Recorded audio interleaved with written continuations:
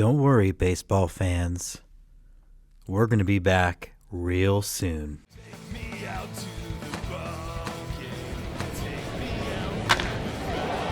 Welcome to Let's Get To, your tour of America through the lens of minor league baseball. Baseball from sea to shining sea. And now, the first pitch. Opening thoughts from James Christopher. Presented by BaseballMapper.com. And welcome to Let's Get To. I'm your host, James Christopher, and I'm coming to you from an empty ball field. But don't worry about it tonight. Some of these ball fields will not be empty as it is minor league baseball's opening day. Now, before we jump into minor league baseball and its opening day, I do want to do a big shout to one of my longtime friends, Carla Rodriguez, who not only has supported the show through our link tree, but is also one of our very first Patreon subscribers. So check that out. We'll have some exclusive content for you guys. But yes, minor league baseball opening day. As you wake up and listen to this episode or watch this episode, everyone's 0-0. That's what I love about baseball is today, anything's possible. Your team can win the championship. Even if you're the Pittsburgh Pirates, you're not going to win the championship if you're the Pittsburgh Pirates. Sorry. But I love that. I love that about baseball. Everything's about hope. Everybody's excited to get out to the ballpark. We've got a great episode coming for you today.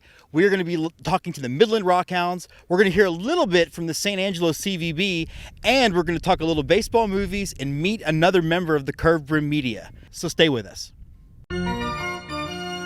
On the St. Louis team, we have who's on first, what's on second, I don't know's on third. That's what I want to find out. I want you to tell me the names of the fellas on the St. Louis team. I'm telling you, who's on first, what's on second, I don't know's on third. Do you know the fellas' names? Yes.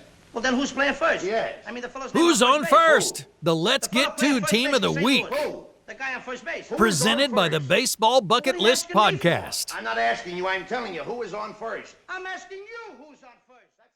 And so we're excited to welcome back to Let's Get To good friend of the show, Jeff Van Holly from your Midland Rockhounds. Jeff, first of all, how you doing? We're like 2 or 3 weeks away from opening day. Yeah, Jim, we're doing good here in Midland. We're excited to have a full season of minor league baseball and, really looking forward to getting our players here and getting this thing started.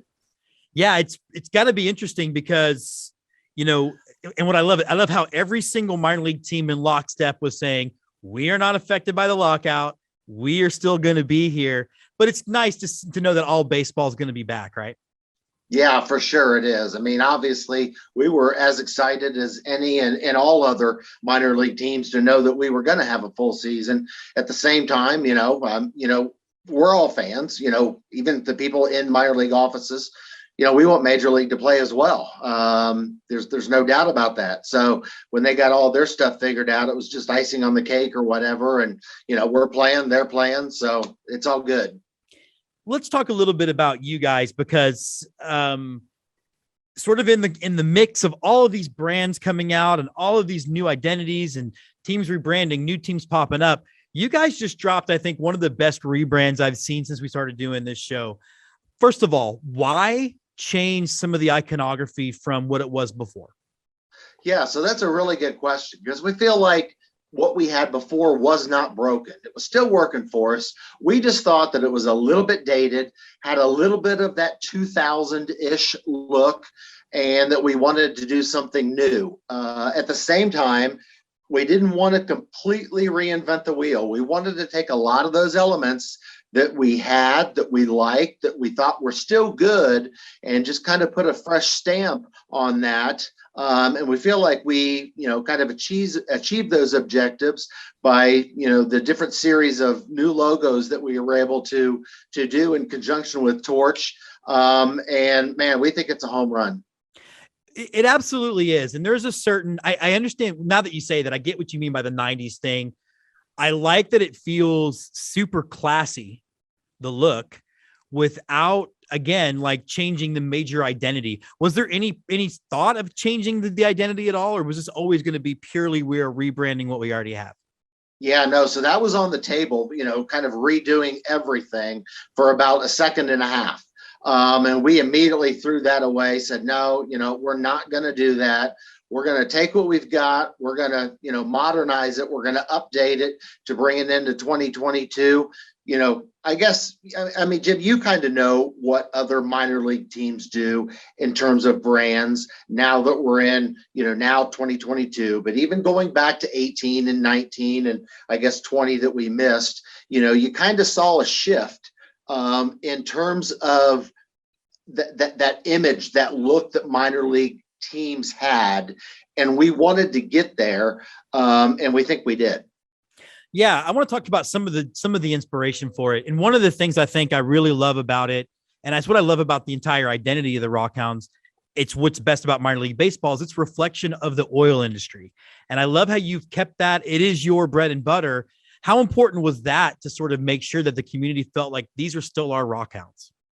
Yeah, very important. I mean, that was the driving factor. I mean, obviously, we're in the heart of oil country here in West Texas, and we weren't, and we didn't want to lose, that image and that association, because that's who we are.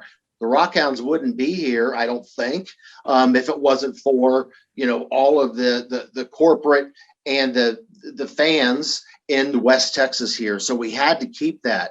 At the same time, there is a way to kind of update that whole look, and also kind of maybe bring in a little bit of another definition of a rockhound, which is, somebody who goes out and mines for minerals. So it was really important for us to have a very unique letter M. And when we first started getting different ideas from Torch, there was probably, I don't know, 10 or 12 different, styles with the M, and just kind of said, those are good, but it's not really what we're looking for. We're looking for something that's really unique. A lot of those initial ones, not necessarily somebody else had because they didn't have them. It just wasn't, I guess, unique enough for us. And those guys are awesome. They are so good to work with, and I highly recommend those guys. They kind of listened to what we were saying and what we wanted going forward and said, yeah, we can do that. Give us a week and we'll come back at you with something else. They came back at us with that Rock Hammer M, said, love it. So let's talk a little bit. One of the things you guys did, you've embraced the state of Texas, and I never understand minor league teams in this state not embracing that as part of their identity, because I don't know if you're from Texas. I am, and being a Texan is very part of my identity. So how important was it, or was that y'all's idea or theirs idea, to kind of put that M with the rock hammers around behind the state of Texas, or in front of the state of Texas? Yeah, so when Torch initially came, and Torch is a logo design company out of the Dallas area. Want to give those guys a plug. When those guys first came to Midland for a site visit, even before the pandemic, one of the things that they did is they went around town and, they saw what Midland is about. One of the things that we talked about with those guys, and we sat down at the conference room table day one, was that we wanted them to know that iconic Texas state logo was very important to us. We used to have the state of Texas outline in one of our old logos when we were the Midland Angels. It had a little halo around the panhandle, and man, one of our two owners loves that logo. And then we went away from it when we became the Rockhounds. But yeah, I mean, I heard you say that you're from Texas, and we know how proud Texans are of their state. And I love that. Let's capitalize on that, right? I mean, let's put that iconic logo in our logo along with everything else, and let these proud Texans have something else to be proud of. Watching from afar, watching the reaction on the internet, it seemed almost universally positive. What was it like from season ticket holders or just fans in Midland? Were they into it? Yeah, very much so. I think they were really into it. And it was great seeing the reactions on social media from, the rebrand, because I think a lot of times when teams do rebrands, it's overwhelmingly negative. The comments that you see, on social media, because a lot of people don't like change, Right. and they like what they're used to. But it was great to see, man. I think it was like 95%, if not more, positive comments. From our season ticket holders, obviously we haven't had a game, with the new logo yet, because the season starts for us on the road on April 9th and at home on April 12th. But from what we've heard of in the community, out talking to fans and that kind of thing away from the ballpark, really well received, and they seem to love it. Merch sales were good? Yeah, for sure. Perfect. All right, so let's talk a little bit about the season. You guys are back, still with the Oakland Athletics. What can we look forward to at the ballpark? Yeah, so I think it's going to be an exciting year. I mean, the A's at the major league level are right now in a little bit of a transition period with some of the trades that they're making for their established superstar ball players. And I think it's going to, who knows how it's going to affect us, because we don't have a roster yet, right? Right.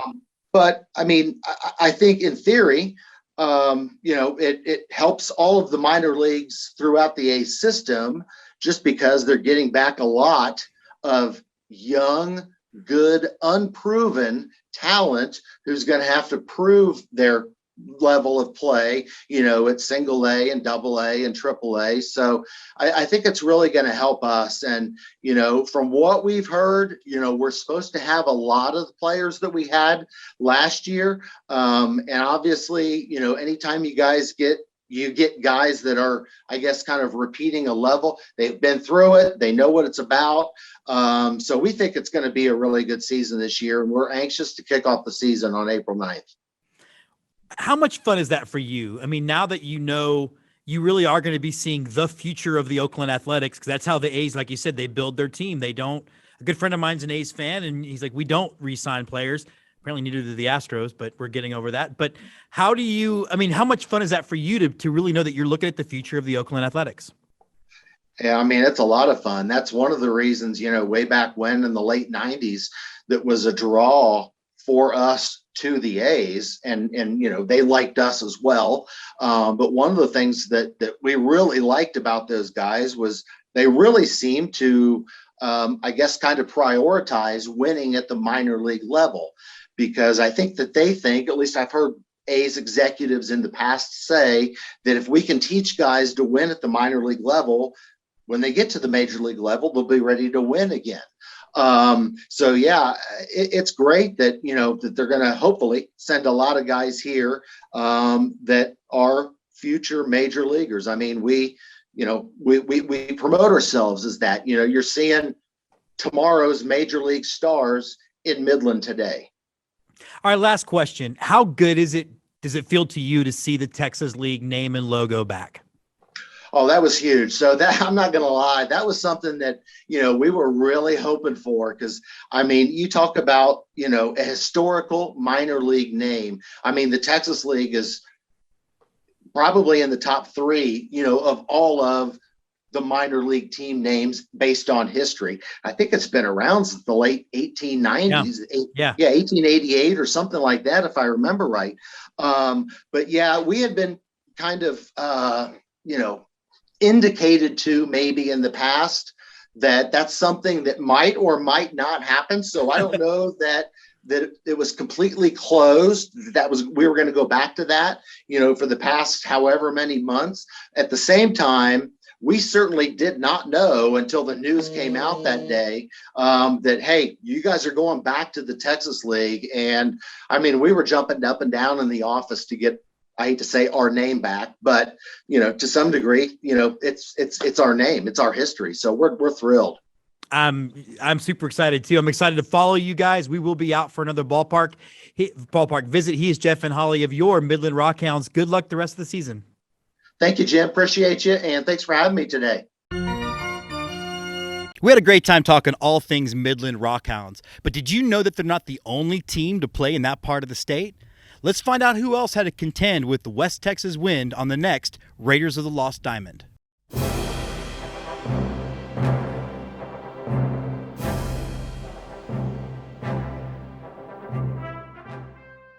Raiders of the Lost Diamond, digging into baseball's past. Presented by Thin Lake Media Design. There's gold in them there socks. Today we're heading to West Texas to talk about the Amarillo Gold Sox, and boy, I hope we get there by morning. Can you handle 2 puns in one opening? The first iteration of the Gold Sox opened play in 1939 as part of the Class D West Texas New Mexico League, where they competed until 1942 when the league was suspended due to World War II. The West Texas New Mexico League returned in 1946 as a Class C league, and the Gold Sox came roaring back with them. Amarillo amassed an impressive 93-47 record to finish in 3rd place on the circuit. Future White Sox and Red Sox hurler Bill Evans was the Gold Sox star on the mound, racking up 26 wins and just 7 losses and a .330 ERA. 1955 was Amarillo's last year in the original league, and it would also bring their biggest star to date. Marshall Bridges, who would go on to play in the World Series for the 1962 Yankees. Bridges won 14 games for the Gold Sox and played part-time in the outfield as well. Shohei Ohtani, eat your heart out. In 1966, the Gold Sox joined the Class A Western League, where they would play for 3 fairly successful seasons. Future Phillies and Orioles backstop Clay Darwimple was a standout on the 67 Sox team with 17 homers, a .298 batting average.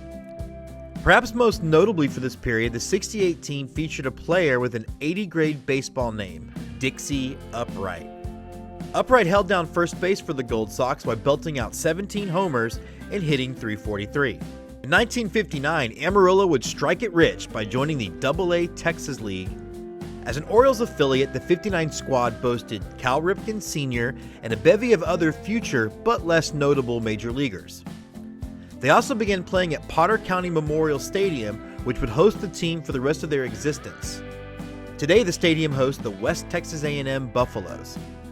The original run of the Gold Sox ended in 1963, but other Texas League teams would represent Amarillo in their stead. The Amarillo Sonics were a Houston Astros affiliate from 1965 to 67, followed by the Amarillo Giants, affiliated with, guess who, from 1968 to 1974.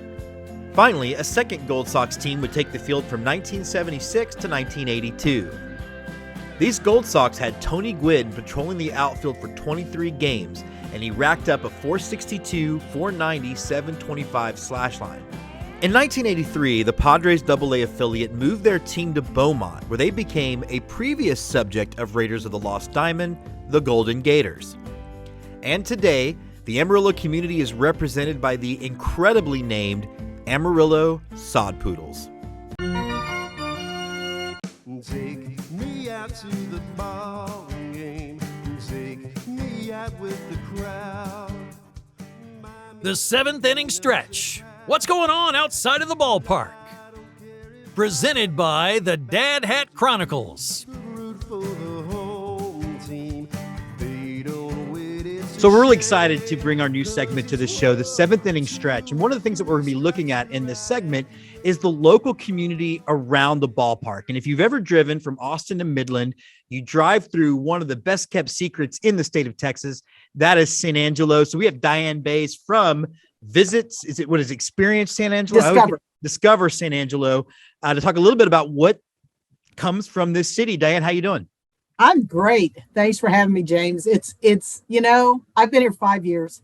And I've worked and lived all over the state of Texas. And when I started here, we were Visit San Angelo. Now we're Discover because we want people to discover us. We are a bit of a secret out here in West Texas. We're almost in the geographical center of the state. And we're 4 hours from Dallas, 3.5 hours from Austin, 5 hours from Houston. So 3.5 hours from Big Bend. So we're right there where you can get to just about everything quickly. But once you get here, you're not going to want to leave. Well, let's talk a little bit about that. And I want to talk about just what there is to do and also just the changing community, because, I've spent quite a bit of time there recently. And I love the fact that it is this sort of what I think of as a West Texas town. It's beautiful, the river. And then you also got this growing environment of new hotels and new restaurants and things like that. So speak to what San Angelo can offer from all of those perspectives.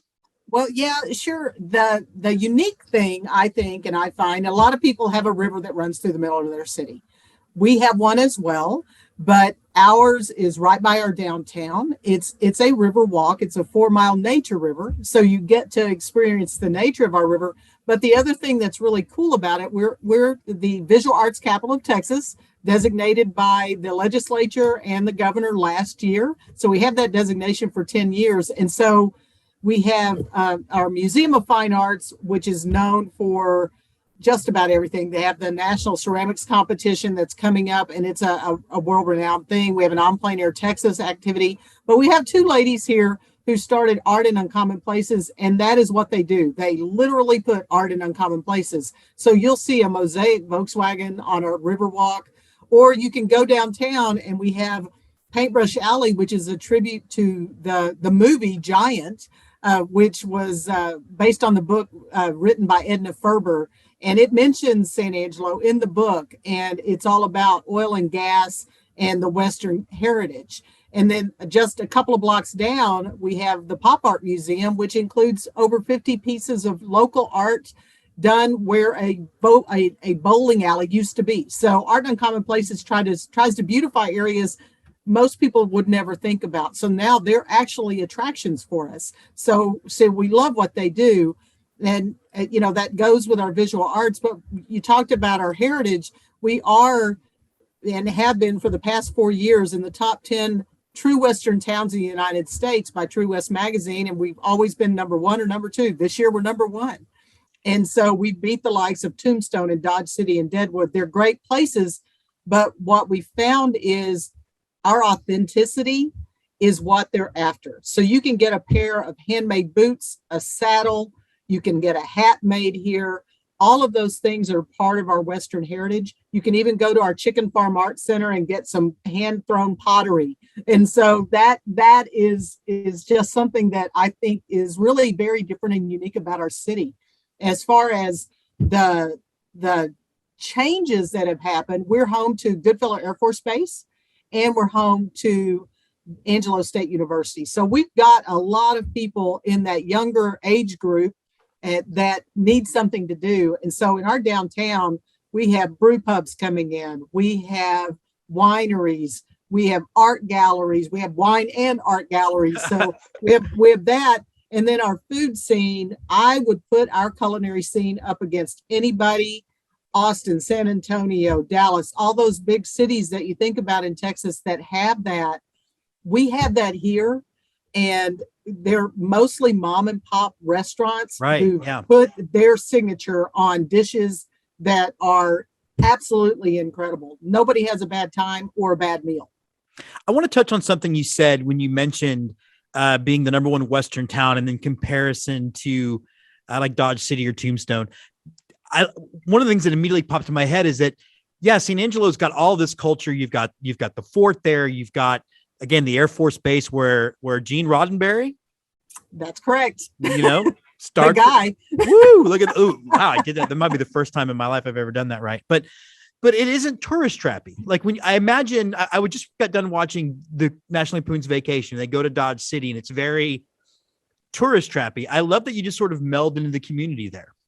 We do. And that's the thing I like about it. We host a lot of travel writers. So they will come in and say, I had no idea when years ago, when they started the tourism organization here, the person in my chair said she called it surprising San Angelo, because there literally was a surprise around every corner. People are like, wow, I had no idea you have this. I mean, we have a fort from 1867 that still has the parade grounds and 23 buildings that are all intact. Most people don't have that. So you get to see the real picture of what it would have been like when we founded this community. We have brick streets. A lot of people have those, but we also have the original streets on our first block. We call it Block 1 on Concho Avenue. And you still have the wooden sidewalks on some of those. I mean, that's a really fun harkening back of that time. If you really want to see what it was like, we even have Miss Hattie's Bordello Museum.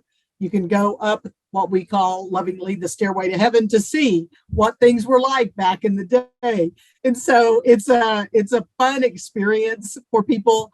They truly get to see what it's like. And one of our favorite places here is also, a lot of people repurpose buildings. So we have our Murphy Performing Arts Center that was a Coca-Cola bottling plant. They've redone our Murphy Performance Hall, which is this beautiful hall from the 1920s. And so you can have great Broadway shows, movies. You can have a lot of things that take place there. And then one of our business owners just repurposed the old fire station. And so we have an Old Central Firehouse bed and brew and a pizzeria with beer on tap that you get to choose. So that's a really unique opportunity in our city. And it's an amazing pizza there as well. And I know the owners went to Jersey to learn to make pizza. I mean, I love that that's bringing that to this town. Last question. One of the things that gets people traveling a lot is Christmas. And I think you guys do Christmas as well as anybody else did. You were doing drive-through lights before the virus told us to, but talk to me a little bit about what St. Angelo does Christmas time.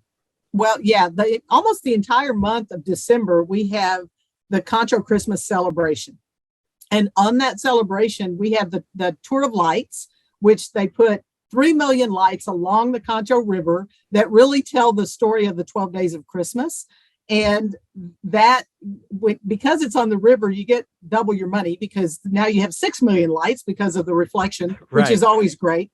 We have the Christmas at Old Fort Concho, where those 23 buildings I talked about in the parade grounds are filled with that authentic holiday spirit that you were known for. And so you have that, and you have reenactors, you have cannon fire, you have Uvalde powwow Native Americans who come in and do Native American dance. And then all of the buildings are filled with vendors to purchase your holiday wear. We have our Chicken Farm Art Center that has gifts available for you to purchase that are handmade. And that's, that harkens back again to that truly cultural, interesting moment that people always want and have not experienced. And so, I would say this. We did a survey of the visitors who've come in our visitor center over the past few years, and we did a word cloud. And the 2 top words in the word cloud, and these are from people who don't live here, were friendly and home.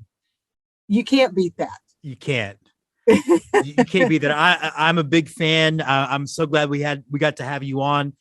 She is Diann Bays from Discover St. Angelo. Check them out. We'll put the URL down here and get yourself to St. Angelo. Thanks for coming on.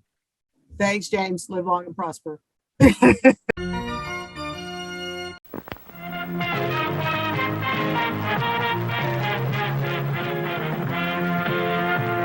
Lights, camera, play ball. The best in baseball cinema. So we're excited to welcome to Let's Get To Andy Tom Chesson on our Lights, Camera, Baseball segment. Talk a little baseball movies. Andy, first of all, we're getting really close to both minor league and MLB season starting. How jacked are you? Well, I mean, first of all, I haven't been on Let's Get To in like a year, so it's so nice and shiny and new in here. I just wanted to comment on that because it's very impressive to be able to be allowed back on the show. Yeah, we just carved 2 shows out for you, but it's fine. It's fine. Whatever you got to do. Sometimes I put my children in a different room too when I'm tired of looking at them. I'm cautiously excited about baseball season. I will be happier when it's here, but we're kind of I'm realizing even 3 weeks of spring training is too long because I just don't care about the games. Right. I really don't care about following social media about people overreacting to things that happen in spring training games. So I'd much rather be overreacting to some April losses that nobody's counting on, where I get to just tell people that, hey, it's not Memorial Day yet. Chill out. Yeah, exactly. That's your go-to. And then it's the All-Star break, right? But even more exciting, I get to start planning travel to minor league teams. Finding some interesting ones in New Jersey. There's a bunch of stuff. Oddly enough, where I stay in New Jersey, the Brooklyn Cyclones is the second closest team. I'll be there. I do know that. I also know that 9.1 miles away from the hotel that I stay in is the New Jersey Jackals. Oh, yeah, yeah. Which will not start play until May, but still something to add to the list. You also, if you get the chance in Jersey to get to the Jersey Shore Blue Crabs, it's one of the best just ballparks, period. Bit more of a drive. Yeah, I would imagine. See how that goes. Well, yeah, I'm excited about all that. And that's what the best part of this is spring. It's the best part of spring is, that baseball is just around the corner in all its shapes and forms. Absolutely. And it's kind of fun that this year MILB is actually starting before MLB. It's kind of cool that they're going to get their spotlight, which will be basically in about a week. We'll be at Round Rock, where all of us will have full season press creds. But one of the things that, I'm really into is baseball movies. And I thought we would sort of highlight, because that's what this segment's about, 3 movies each that we really like, and just, a quick review in case people haven't seen them or maybe haven't revisited them in a while. And I thought I'd let you go first. All 3 at once, or are we going? No, we'll ping pong it. All right. Well, in the interest of ping ponging, the first one I'm going to mention today is A League of Their Own. And all of my movies have a theme to them because at least part of the movie is based on putting a team together, in this instance, out of nothing. For those of you that aren't familiar, A League of Their Own was a early 90s baseball film about the All-American Women's Professional Baseball League, and that is a mouthful to say. They even abbreviated it, and it still looks too long. But starring Gina Davis, starring Madonna, Rosie O'Donnell, just a host of stars, and most famously Tom Hanks. It's one of the most quotable baseball movies, but some of the best scenes are when they're trying to put the team together, featuring the scout going to find Gina Davis. Yeah, and going John to find Lovitz John Lovitz kills that role. But taking them from wherever they were in the middle of Montana or Idaho, it was someplace out west that nobody actually lives, to Wrigley Field or Harvey Field. Yeah. And just all the machinations of that. It has a lot of themes that are germane to this type of year, with new beginnings and hopes. Every fan of every team should have their hopes sky high right now. Even the Pirates. Even the Pirates affiliates. Well, it's actually funny because the feeling you have right now, if anything's possible, leads me to my first one, which is Field of Dreams. And I know it's probably everybody's easy pick. And what I love about this movie, though, is one, as I've gotten older, I see it differently almost every time I watch it. I definitely loved it for the sort of Kinsella storyline. And now I watch Moonlight Graham and I think about choices and things we could have made, how life could have been different. And I think it really, really holds up. And I also think the reason why, because Andy knows that I'm a habitual ranker. And for the longest time, I had Major League first and Field of Dreams second. And I think I moved it sometime around 2020, and I'm almost calling it like a pandemic, the Ted Lasso effect. Sure. Of I needed something to feel good about things in this era that we're still kind of living in. And I think Field of Dreams really does fit why it's okay, to borrow a line from another movie, to be romantic about baseball, and really everything that this game means at so many different levels. I think it's almost a perfect film. Yeah. And I think seeing things from different perspectives, that movie's 30 years old, 30-ish. Certainly you're going to see things now from the perspective of a father and a grandfather. That game of catch is going to hit you a little bit differently maybe than when you were a 20-year-old redneck Navy ensign. I was an Army sergeant, but whatever, it's fine. I know. I know how much you like the Navy, so I like pretending that I do all the time. But it also kind of brings me to different perspectives. My next movie is Major League.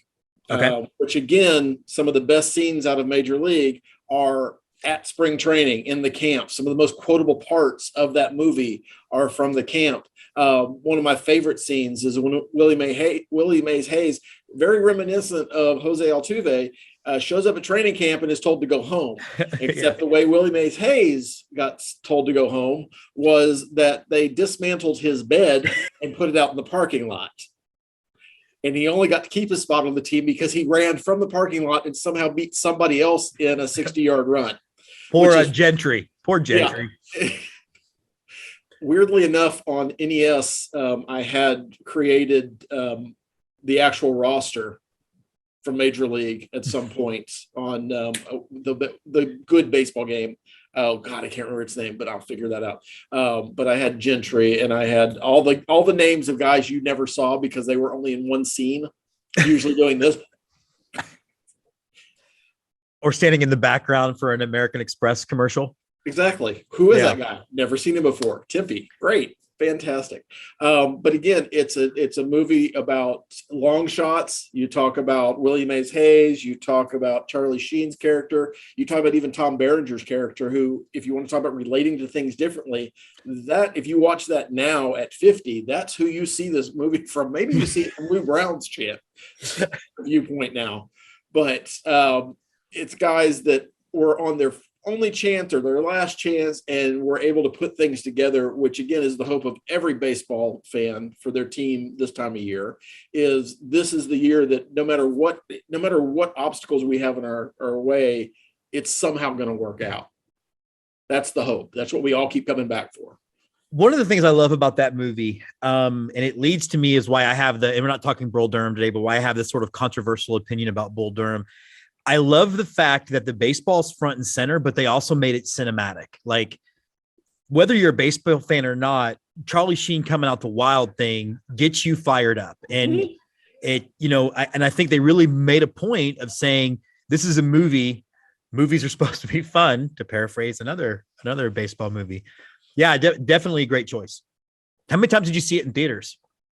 I know the first time I saw it was the Sunday after prom with my then girlfriend, who we had gotten a fight on the beach in Galveston because we stayed overnight at a beach house somewhere with a bunch of other people, and went to Festival 6 on 290 and watched the movie, and she promptly fell asleep. And I knew at that point, I'm going to keep trying, but this is probably not going to work out. First time I saw it was with your brother at his birthday thing, I think. And I think he and I went by ourselves back to see it like a week later or something. So I think I saw it in theaters 4 times. I think that was one of the first things that I bought consciously on VHS, and that I wore that tape out. It wasn't even a waiting for an HBO kind of thing, because I was in college at that point, didn't have cable, but I bought that, and that probably cost me 2 lunches at some point during college, but I bought that, and I actually remember having to retire that VHS tape, because not only is it a great movie, but it's also a very comforting movie, because you know exactly what's going to happen. And so you've come home, you've had a few beers, you put that on. It's a nice thing to fall asleep to. Absolutely. Speaking of falling asleep, I think a lot of the critics did on this movie, and this is where we run the risk of people turning the episode off. I am and will remain a huge defender of the movie Summer Catch. And I don't really understand the pushback, except for maybe just 90s fatigue from those actors like Freddie Prinze Jr. and Skeet Ulrich's friend from Scream, like his name escapes me, Shaggy. I don't know if that's what it was, but to me, I don't understand. It's got a 6% on Rotten Tomatoes, and I don't get it. Like, I think the baseball is well done in there. I think you got Brian Dennehy that immediately elevates your film. I think the game action really is photographed well. I feel like highlighting the Cape Cod League is something completely different and new. And I think it's also a 90s sex comedy in the best possible way. And so I really don't understand the pushback on the movie, but I've always loved it to be a little, I guess, toxically masculine. Jessica Biel is the truth in that movie. So, I mean, crawling out of that swimming pool, it's a bikini that launched 1,000 ships. It's really, I mean, I'm just thinking about the pan shot when she's walking to the diving board epic. But no, I think it also has heart to it. The connection of baseball, Freddie Prinze Jr., his relationship with baseball is not good. But his brother, who did survive Iron Eagle 2, apparently, and his friends kind of make it realize that it's not just about him. And I don't know, I've always loved the movie. Jessica likes it as well, and so it's one that we have to watch every year together. I think I had done some research at one point, because this is not the first time I've heard you wax poetic about Summer Catch. I think there's a lot of things going on there. I think, if I recall right, and I can't remember the movies that it was competing against, it was released on a weekend with like some heavy hitters. And I can't remember who those were, but you can probably go time frame wise and figure out. It just got overrun at the movie theaters. And not even Freddie Prinze Jr. could save it. Right. Who was incredibly popular. I mean, carried 2 Scooby-Doo movies, one of which was absolutely horrible. But I think it got caught up in the wake of so many other things happening in movies. And plus you had most of that cast, or people who looked like that cast, in Scream, in I Know What You Did Last Summer. It probably felt like, a baseball version of that. To your point, 2 highly anticipated sequels came out the same weekend. Number 1 at the box office that weekend was American Pie 2. Yeah. And then number 2 at the box office was Rush Hour 2. And then Summer Catch. And actually, both those movies were actually holdover from previous weekends, but still were gangbusters in the box office and still beat it. And you got to think that American Pie 2 is pretty much going for the same audience that Summer Catch was. So that it was just a victim of release date, I think, more than a victim of quality of the film by certain means. The Cape Cod League doesn't like it very much, but I get that. Sex. What was your third one?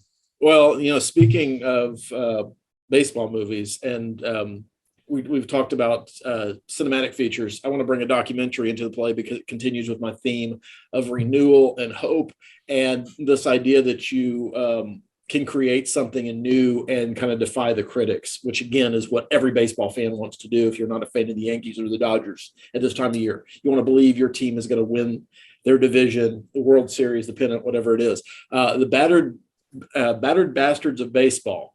Yeah.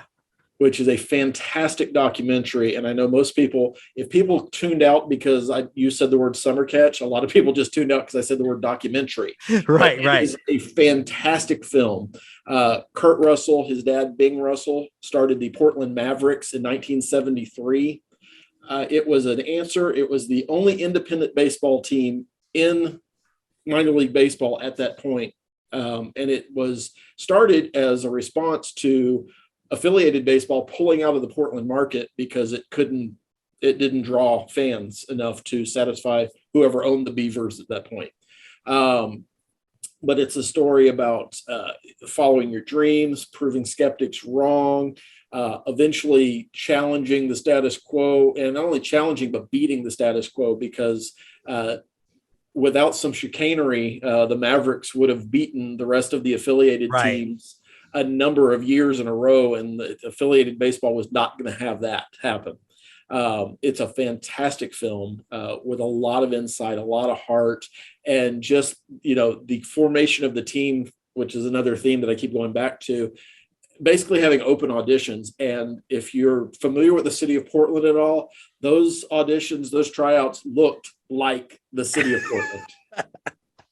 And if you're not familiar with the city of Portland, if you're familiar with Portlandia, still look like those guys. It's a great film. It's one I got introduced relatively recently, like in the last 3 years, maybe, and have watched it multiple times. And Jessica's watched it multiple times, and that's rare for her. But what I love about it is the heart, the connection of father to son through the Russells. But the other thing too is if you think about the landscape of baseball that we both enjoy now. You talked about maybe going to a Jackals game, which is an independent club. Like, if the Mavericks don't exist and do that, independent baseball might have, because Major League Baseball slowly killed it off. The Mavericks kept it alive. And it's almost as if they hadn't existed, we might have a very different baseball landscape today. Yeah. And it's so interesting because a lot of the things they did from a strategy standpoint, and I'm not going to go into the details of that, but in the film they talk about were things that got adopted by major league teams. And so Bing was an innovator, not just from on-field play, which he, not really directed that, but game presentation, fan involvement, being a part of the community, which is something that Major League Baseball really, really struggled with at that point, and still doesn't do a great job. Although I think they've adopted a lot of things that you started seeing in its infancy in this film, which was really cool. And just, the uniforms were fantastic.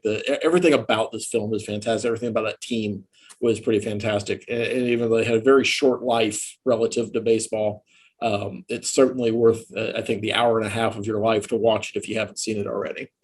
Yeah, and kudos to last year, one of the teams that had been contracted basically formed a 4-team collegiate summer league, and one of those teams was the Portland Mavericks. So congrats to bringing them back. My last one for the day, and I hope everybody checks this movie out, and I'll understand that there's a barrier to entry because it is black and white and it is old. It's a movie I discovered in 2020 when we didn't know what was happening with baseball. We were all stuck at home, and I was just like thirsting for baseball content. And that's Fear Strikes Out. Anthony Perkins, Carl Malden. It's the story of Jimmy Pearsall. It deals with his mental illness. And there's a couple of things that I love about this movie. One, Carl Malden is an incredibly watchable actor in just about anything he's in. But Anthony Perkins nails this. And Anthony Perkins is an actor who, kind of like Mark Hamill, had nothing after his sort of most recognizable role because he was typecast, right? Yep. Anthony Perkins became Norman Bates, and he's fantastic in that. And so I think we really underappreciate how good he was. And I also really think it's very forward thinking for having a pretty relatively modern take on how we should approach mental illness and how it really is just like you deal with a physical injury, something has to be dealt with. I think it's excellent. People should definitely look at it. Yeah, it's not the feel-good movies that I think we've talked about with the first 5, Yeah. certainly. It's more watch it and then maybe have a stiff drink to calm your nerves after, and then put on Major League. Yeah. Yeah, but it's touching and evocative in a way that very few films are, frankly, but it tries something that I don't think any other baseball film has ever tried, and really depicting mental illness and depicting how that works in the framework of a baseball team over the course of a season. It certainly hasn't been approached since then. And I can't really think of any other sports movies. There's very few films that deal with mental illness. You can probably count them on one hand. Girl Interrupted. I'm sure I'm missing a couple, but it's not like this giant roster. And this was 1957. 57. So it predated Psycho. Yeah. So, I mean, this is so far ahead of its time and so well done. And you're right. Unfortunately, Anthony Perkins' career wasn't cut short, but the things he could have been involved in if people had a little bit more foresight, because this is not Norman Bates plays baseball. It's very different portrayal. You also bring up something interesting that I didn't think about from the movie, but how having a mental illness combined with the day in, day out grind of not even just playing baseball, but playing for one of the most recognizable franchises in baseball had to be. But it has to have, it really had to have exacerbated the whole problem. Yeah, I would imagine so. And the Pearsall story to begin with is a pretty fascinating story, but the movie, I think, really does it justice. Well, my film students are going to be looking at this movie next week, so hopefully they'll have the same opinion we do. That's going to wrap up Lights, Camera, Baseball. We're going to be back in just a few weeks. We're going to highlight one movie that we'll discuss what to do then. Ladies and gentlemen, please adjust your scorecards. We have a special guest in the lineup. And we are excited to welcome to the show for the first time, and hopefully not the last time, Anna DiTomasso. She is the creator of the Baseball Bucket List, the Baseball Bucket List podcast, and one of the co-creators of Curved Brim Media, which we're honored to be a part. Anna, thanks so much for jumping on Let's Get To. James, thanks for having me. I'm super excited to be here. I love what you're doing and can't wait to play a small role. Oh, it's bigger than a small role. Weird. Okay. Talk to me a little bit about when baseball and the bug first bit you. You take such a loving approach to the game, and you're always looking for the best side of the game. So clearly you love it. When did that start? Man, I was a baseball fan as a kid, honestly.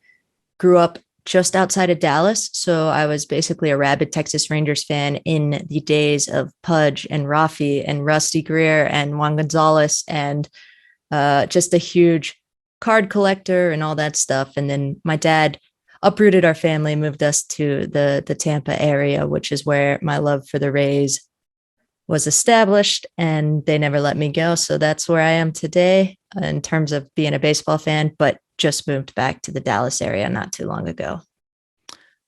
What a good franchise to be a fan of. I feel like, as an Astros fan, when we got James Click from those guys, I was like, this is how you keep it going with someone who understands it. So it's awesome. I really think they're going to get a new park, and it's going to be wonderful.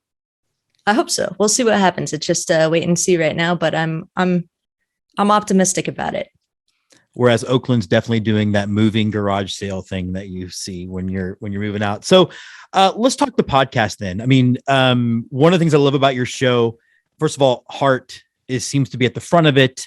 It's also really good production value. It sounds good. It moves, which means you spend a lot of time on it. Why is it something you feel the need to devote that much time to? Like, what do you get out of it, and what do you hope the message is? Man, that's a great question, and a lot of compliments coming from somebody that, from you. That means a lot. But basically, the idea for the podcast started in 2020 when I was just in that, I think we were all kind of feeling that fiending for baseball, and maybe starting to realize kind of how much of a role in our lives it actually played. And then, with the state of the world and everything, kind of understanding all of the people that mean so much to you. And so when I looked back on baseball, what I figured out was I've been so fortunate to see all of these amazing moments. I've been to all the different ballparks. I've done all these really cool things, but the things that stick out to me is who I was there with and what we were talking about and the memories we were making, and much less about, what happened during the actual ball game. So talking to my dad, who is the reason I am a baseball fan. And I said, I feel like there's something here. I feel like probably if we're feeling this way, there's more people out there who feel this way. And maybe what we should do is create a show that gives people the opportunity to kind of share what the game means to them. And so far, so good. I mean, I've been having a blast. It's really connected me with a lot of great folks and a lot of fun. If you can name it, and I know this is a hard question to ask, who has been some of your favorite guests that you've had on? Even to last week about the play catch every day, which I told you in our private conversation that Jessica and I are figuring out a way to adapt it where it fits into because we'll get out and play catch just if we're bored. We played a lot of catch in 2020. But who are some of the favorite people you've had on? Yeah, that's tough. I mean, obviously I have to say my dad was like the very first guest, and he was, gracious enough to kind of let me experiment on him. So that's great to have as an archive of history there. Someone we both know well, Eric Mertens, the peanut guy, just a genuine human being who is an absolute pleasure to speak with. Ethan Bryan, last week's episode about, what the game of catch means. I've also been super fortunate. I had Rob Nelson come on the show, who's the inventor of Big League Chew. And former Portland Maverick, right? That's the guy. Right. That's right. Yeah. And he was amazing. Like that was such a fun interview full of like not only baseball stories, but life advice and kind of entrepreneurial advice. And those would probably be like my top 3 or 4. Again, the play catch, that was such I don't know. To me, it speaks to the best part of baseball. And you talked a little bit about your dad. How much, when you're going to a game, do you value the moments between the action when you are able to have, it seems like those conversations you can have at a ballpark you can't have anywhere else? That's 100% correct. Like that's one of the things I firmly believe about baseball is that there's something about the pace of the game that allows you to, one, not only feel like you're actually there, like play unfolds at a rate to where you feel like if I was in this scenario, here's what I would do. And it kind of allows you to be a little more of like an armchair quarterback, so to speak. But then the natural breaks, the natural ebbs and flows of the game that kind of allow you to have more meaningful conversations with people they're a huge part of it. I mean, there's a quote unquote pace of play problem, right? If you ask casual baseball fans, but that's not anything that I've been concerned with. And so that's how I feel about it. I mean, you just got me on like people that are complaining. You just don't like baseball. Then just be honest. You don't like baseball and move on to something else. But yeah, I agree. It's that, cause I'm a Texas grad, so I'm a big Longhorn fan. But when you go to a Longhorn football game, like you have a role, like you have to be loud but you're right, at a baseball game, you can and I think it's why I like going no matter who's playing, you can just be. And I've taken former students who've graduated and that was like their graduation present. We've gone to a Round Rock game and stuff like that. It really is, I think, where the best parts of us can come out. Yeah. And one thing I know that you'll agree with too, and I know that you're a huge Astros fan, but I know also that you are a big time proponent of the minor leagues and the indie ball and things like that is, for minor league teams, for independent league teams, it's such a snapshot of the community, right? Like what that team means to the community is exponentially larger than what the major league team means to the surrounding area. That's the sense I get, at least. I won't speak for everyone, but I think that those minor league games, those independent league games, they kind of magnified that component of it too, like the conversational, the life advice, the whole just juxtaposition of a game, but also what else it means. I couldn't agree more. I think especially when you look at the major league game is really going away from folks like us, like it's corporate sponsors, it's corporate tickets. And I think if you see the symbiotic relationship with, we had tornadoes down in Round Rock and they were like instantly we're turning it into a shelter versus the pandemic. I mean, how many teams did we see that were turning their park into vaccine spots or testing spots or even selling their food? It really is really symbiotic because they need people to come, right? Like they need people to come sit down. Yeah, absolutely. I wanted to ask a little bit about Curved Brim Media, which you helped create with Ed and Paul. Shout out to you guys. What was your mission behind that? First of all, we're honored and humbled to be part of it. And just, I can't tell you how excited we are, but what do you think what was the mission and what is the goal, I guess? Yeah. So from my perspective, Paul and Ed approached me and I was just blown away that they would even consider me as part of the team. And when they kind of pitched it to me, they started talking and I was like, just nodding along with it. Like, yes, yes, yes. And the gist of it is there are plenty of shows. There are plenty of these independent kind of entities that are recapping last night's game or the latest trade or whatever. What Curved Brim is doing that seems to be different is kind of focusing more on the things that we've been talking about, right? The community aspect of it, the emotional and relationship aspect of it, and just kind of these other buckets that are so amazing, but also just underserved in terms of promotion and utilization within the online space. So when they reached out, I was like, yeah, 100%, like, let's do it. One of the things I loved about the mission and one of the reasons why I was on board was just, I love the concept of mutual support, of knowing,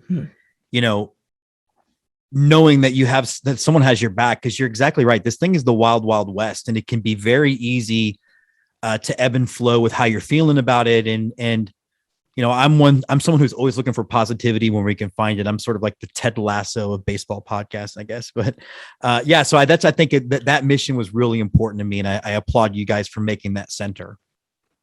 Yeah, I mean, I think people do better in groups, right? Especially when they're like-minded individuals. And like you said, like one day with this thing, you feel like only your dad is listening. And then the next day you feel like maybe you're going to take over the world. And the reality is obviously somewhere in between, but it's good to have friends who know what that feels like. Totally. And again, it's a big reason why I'm so excited to be part of it. Now, do you have time to play a little rapid fire before we go? I'll try. Let's see what we got. All right. Clear my throat for my professionalism.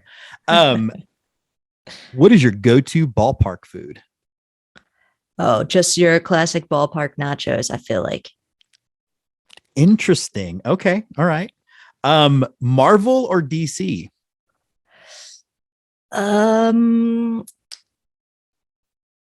Honestly, this is going to kill you, but I don't know that I could tell you the difference between those two. It only killed me just a little bit. We're fine. Okay? So you get to pick or choose either the strangest thing you've seen at a ballpark or the first time baseball broke your heart. Oh man, the first time baseball broke my heart.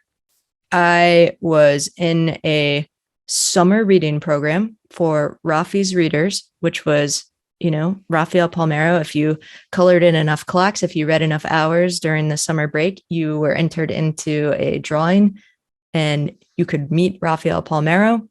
And it was a staged event. And so I made it through the first couple of rounds.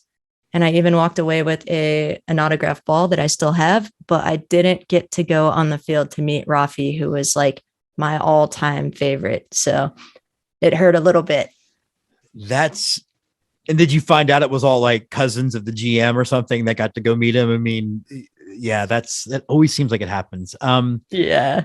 All right. What is your favorite team brand in baseball? Team brand, like all of baseball? Yeah. All of it. I gotta go with the Montgomery biscuits. It's gotta be, right? The biscuit bowl, like they've just gone full on. I love it. My mother-in-law got me the bacon biscuit hat, and she was so proud of herself. Like she had found it. She liked it. I make a point of wearing it every time I'm over there. Just, usually it's on display, but I'm like, let me just grab it. All right. Dogs or cats? Dogs. Easy. Star Wars or Jaws? I'll go Star Wars. Okay. Kevin Costner as a cowboy or a ball player? Ball player. Easy. What is your favorite spot to sit in a new ballpark? I love sitting in like the 200 level on the first base side. I feel like that's the opportune viewing angle for everything. Okay. And last question. This episode's dropping on the day of minor league baseball opening day, but what is your go-to baseball movie to kind of get you in the mood? So it's a tough question. I love A League of Their Own. That's got to be, the obvious answer. I also love The Rookie, right? Like that's one of those never stop dreaming, never stop believing. Plus he's a Devil Ray, and he has his debut right here at the ballpark in Arlington. So it's really your perfect film. It hits on all levels, so yeah. And it stars Dennis Quaid. I mean, the ultimate Texas actor. She's Anna DiTomasso. You can find her with Baseball Bucket List and Curved Brim Media. Anna, thanks so much for jumping on Let's Get To. Let's have this not be the last time. Thanks, James. Look forward to being back. And now on to close it out, the right-hander from Houston, Texas, James Christopher. So that does wrap up this episode of Let's Get To. And before we get out of here, I want to do a special shout out to these kids out here, my film production class. They came out and helped shoot a lot of the bumpers for this episode. So it was pretty fun for me to get them to see what we do. And again, maybe you'll be seeing or hearing from these guys at a Cineplex near you. That is our episode. Next week, we will have our first actual game coverage. We're going to be talking all things Round Rock Express. So remember, get out to opening day tonight, have a good time, and let's get to. Let's Get To is presented by Twitchy Dolphin Media. Executive produced by Jessica Bybee Jedgetts. Produced by Andy Tom Chesson, Scott McIntyre, and James Christopher. Associate producers Andrew Nelson, Timothy Jedgetts, and Jess Canaster. Music by Andy Bertelson, Grace Usselman, and On Holiday. All content created by Let's Get To is the sole property of Twitchy Dolphin Media. All content created by teams covered in the episode are the sole property of the trademark holders. Let's Get To is a proud member of Curved Brim Media.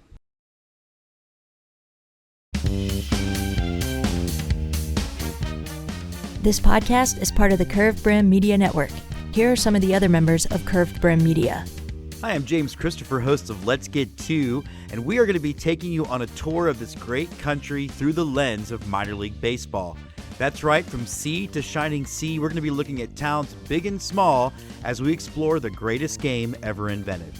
This is Patrick and Corey of baseballmapper.com, and we have made an interactive map to help highlight all baseball teams from the majors down to collegiate summer leagues. We want to bring you closer to baseball, so get on the site and find a team near you today. Hi, this is Ed Rivera of the Data Chronicles. Join me as I interview people just like you and players, coaches, GMs on the path that led you to become a fan of the sport. What's up, Bucketheads? I'm Anna DiTomasso, and each week on the Baseball Bucket List podcast, I speak with a different fan about their favorite baseball memories, what the game means to them, and what's left to check off on their baseball bucket list. Hey guys, this is Patrick Larson from the Minor League Baseball Hat History Series, and in every episode I go through the history of minor league teams through my personal collection of hats. You can find me on Twitter at @PatLarson1. I hope you guys enjoy. Hey guys, this is James. I cover the Appalachian League, and you can find me on Twitter at MickedUpGravely, MickedUpGravely. And I'm Paul Caputo. I tell the story of America one minor league baseball logo and nickname at a time on the Baseball by Design podcast. Learn more about Curved Brim Media at curvedbrimmedia.com.